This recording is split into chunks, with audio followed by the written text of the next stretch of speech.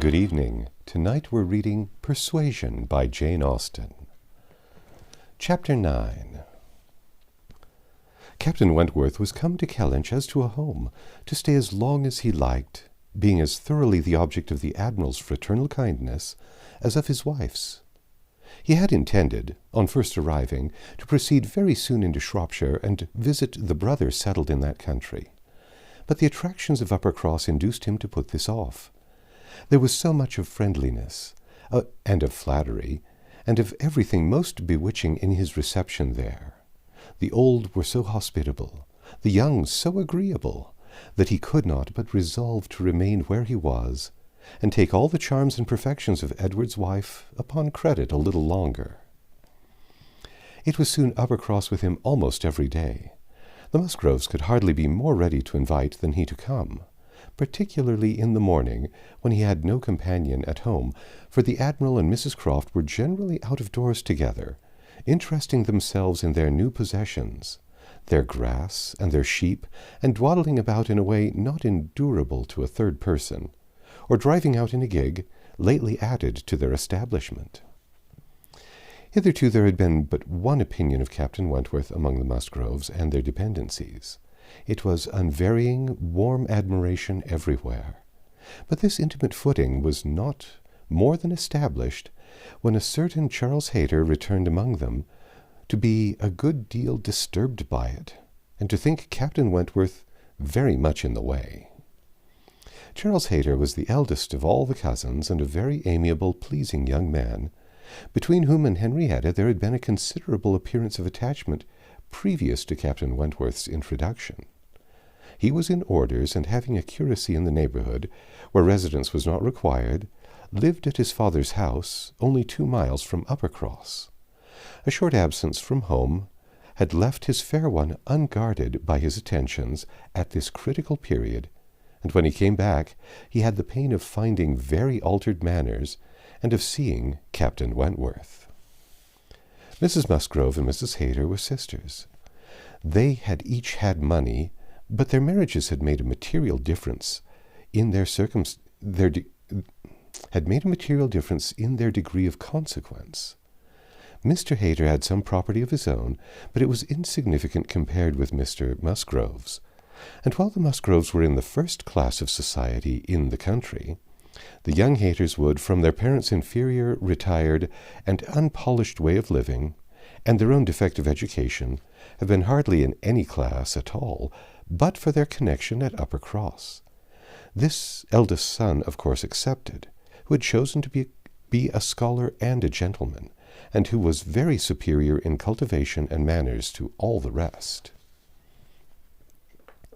The two families had been on excellent terms, there being no pride on one side and no envy on the other, and only such a consciousness of superiority in the Miss Musgroves as made them pleased to improve their cousins. Charles's attentions to Henrietta had been observed by her father and mother without any disapprobation. It would not be a great match for her, but if Henrietta liked him, and Henrietta did seem to like him.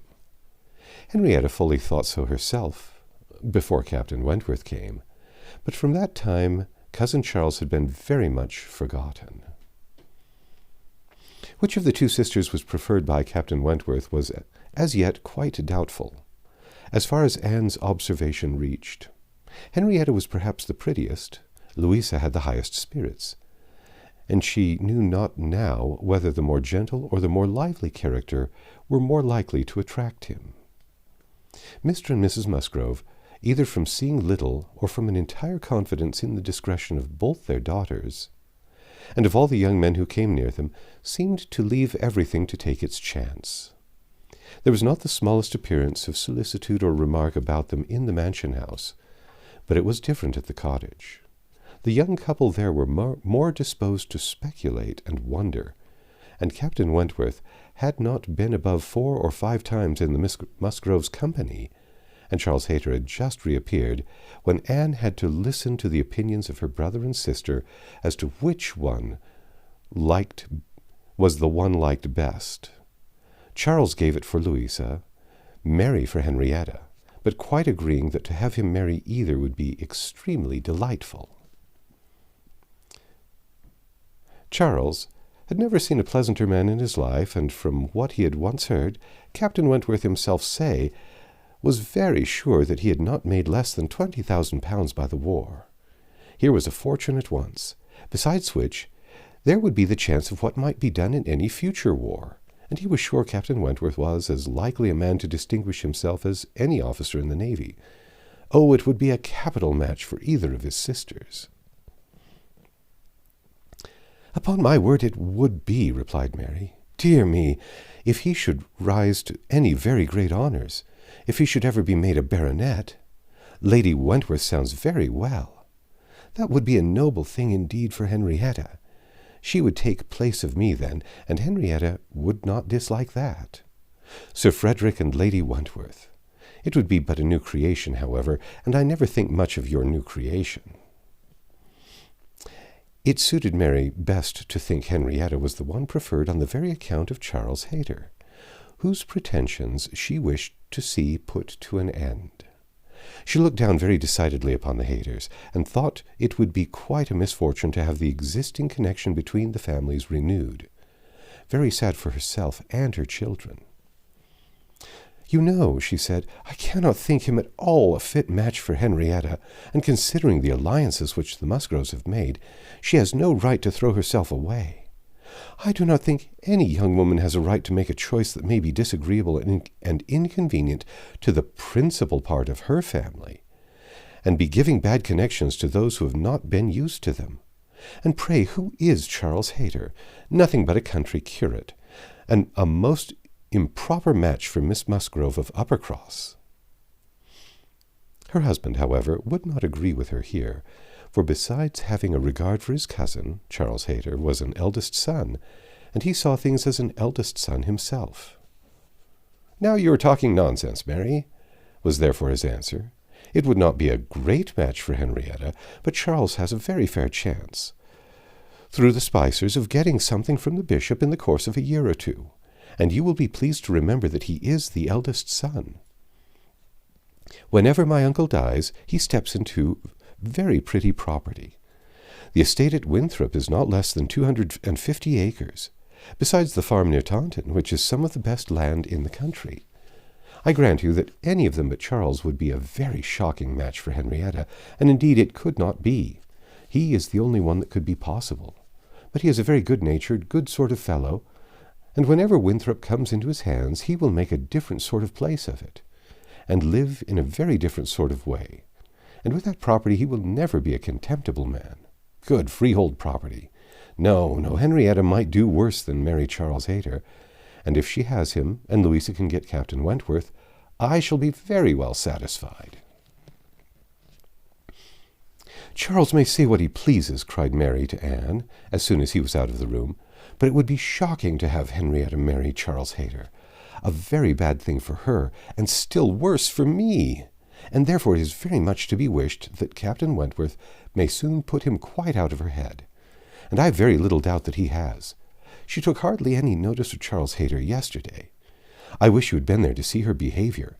And as to Captain Wentworth's liking Louisa as well as Henrietta, it is nonsense to say so, for he certainly does like Henrietta a great deal the best. But Charles is so positive. I wish you had been with us yesterday, for then you might have decided between us, and I am sure you would have thought as I did, unless you have been determined to give it against me." A dinner at Mr. Musgrove's had been the occasion when all these things should have been seen by Anne, but she had stayed at home under the mixed plea of a headache of her own, and some return of indisposition in little Charles. She had thought only of avoiding Captain Wentworth, but an escape from being appealed to as umpire was now added to the advantage of a quiet evening. As to Captain Wentworth's views, she deemed it of more consequence that he should know his own mind early enough not to be endangering the happiness of either sister, or impeaching his own honour, than that he should prefer Henrietta to Louisa, or Louisa to Henrietta. Either of them would, in all probability, make him an affectionate, good-humoured wife. With regard to Charles Hayter, she had delicacy which must be pained by any lightness of conduct in a well-meaning young woman, and a heart to sympathize in any of the sufferings it occasioned, But if Henrietta found herself mistaken in the nature of her feelings, the alterations could not be understood too soon. Charles Hayter had met with much to disquiet and mortify him in his cousin's behavior. She had been too old a regard for him not to be so wholly estranged as might, in 2 meetings, extinguish every past hope, and leave him nothing to do but keep away from Uppercross. But there was such a change as became very alarming when such a man as Captain Wentworth was to be regarded as the probable cause. He had been absent only 2 Sundays when they parted, had left her interested, even to the height of his wishes, in his prospect of soon quitting his present curacy and obtaining that of Uppercross instead. It had then seemed the object nearest her heart that Dr. Shirley, the rector, who for more than 40 years had been zealously discharging all the duties of his office, but was now growing too infirm for many of them, should be quite fixed on engaging a curate, should make his curacy quite as good as he could afford, and should give Charles Hayter the promise of it. The advantage of his having come only to Uppercross instead of going 6 miles another way, of his having in every respect a better curacy, of his belonging to their dear Dr. Shirley, and of dear good Dr. Shirley's being relieved from the duty which he could no longer get through without most injurious fatigue, had been a great deal even to Louisa, but had been almost everything to Henrietta. When he came back, alas, the zeal of the business was gone by. Louisa could not listen at all to his account of a conversation which he had just held with Dr. Shirley. She was at the window looking out for Captain Wentworth, and even Henrietta had, at best, only a divided attention to give, and seemed to have forgotten all the former doubt and solicitude of the negotiation. "Well, I am very glad indeed, but I always thought you would have it. I always thought you sure. It did not appear to me that... In short, you know, Dr. Shirley must have a curate, and you had secured his promise. Is he coming, Louisa?" One morning, very soon after the dinner at the Musgroves, at which Anne had not been present, Captain Wentworth walked into the drawing-room at the cottage, where were only herself and the little invalid Charles, who was lying on the sofa. The surprise of finding himself almost alone with Anne Elliot deprived his manners of their usual composure. He started, and could only say, "I thought the Miss Musgroves had been here. Mrs. Musgrove told me I should find them here," before he walked to the window to recollect himself and feel how he ought to behave. "They are upstairs with my sister, and they will be down in a few moments, I dare say," had been Anne's reply, in all the confusion that was natural, and if the child had not called her to come and do something for him, she would have been out of the room the next moment, and released Captain Wentworth as well as herself. He continued at the window, and after calmly and politely saying, "I hope the little boy is better," was silent. She was obliged to kneel down by the sofa and remain there to satisfy her patient, and thus they continued a few minutes, when, to her very great satisfaction, she heard some other people crossing the little vestibule. She hoped, on turning her head, to see the master of the house, but it proved to be one much less calculated for making matters easy, Charles Hayter, probably not at all better pleased by the sight of Captain Wentworth than Captain Wentworth had been by the sight of Anne. She only attempted to say, "How do you do? Will you not sit down? The others will be here presently." Captain Wentworth, however, came from his window, apparently not ill-disposed for conversation, but Charles Hayter soon put an end to his attempts by seating himself near the table and taking up the newspaper, and Captain Wentworth returned to his window. Another minute brought another addition. The younger boy, a remarkably stout, forward child of 2 years old, having got the door opened for him by someone without, made his determined appearance among them, and went straight to the sofa to see what was going on and put in his claim to anything good that might be giving away. There being nothing to eat, he could only have some play, and as his aunt would not let him tease his sick brother, he began to fasten himself upon her, as she knelt, in such a way that, busy as she was about Charles, she could not shake him off. She spoke to him, ordered, entreated, and insisted in vain. Once did she contrive to push him away, but the boy had the greater pleasure in getting upon her back again directly. "Walter," she said, "get down this moment. You are extremely troublesome, and I am very angry with you."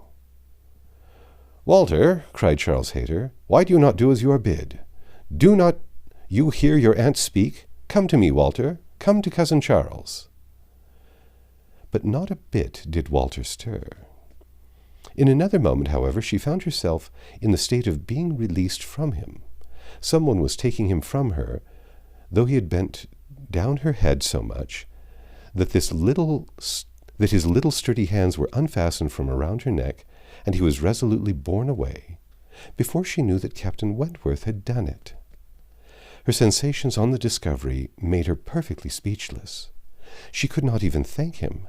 She could only hang over little Charles with the most disordered feelings.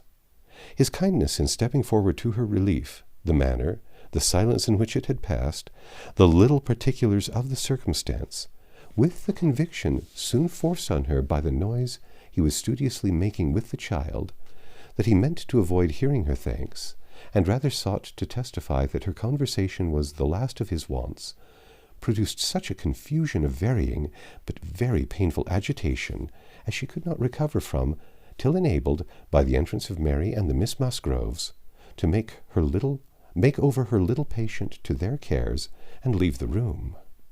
She could not stay. It might have been an opportunity of watching the loves and jealousies of the four. They were now all together, but she could not stay. But she could stay for none of it. It was evident that Charles Hayter was not well inclined towards Captain Wentworth. She had a strong impression of his having said, in a vexed tone of voice, after Captain Wentworth's interference, "You ought to have minded me, Walter. I told you not to tease your aunt," and could comprehend his regretting that Captain Wentworth should do what he ought to have done himself. But neither Charles Hayter's feelings nor anybody's feelings could interest her till she had a little better arranged her own. She was ashamed of herself, quite ashamed of being so nervous, so overcome by such a trifle. But so it was, and it required a long application of solitude and reflection to recover her. That's the end of Chapter 9. Come back tomorrow and we'll read Chapter 10.